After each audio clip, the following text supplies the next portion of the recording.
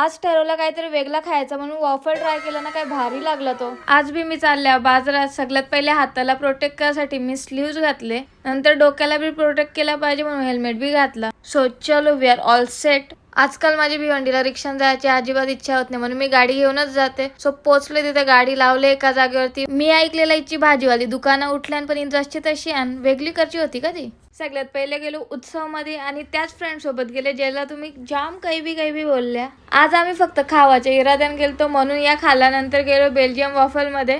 तिथे हा ट्राय केला भाई. फर्स्ट टाइम मी काहीतरी अलग ट्राय केला आणि मला एवढा आवडला.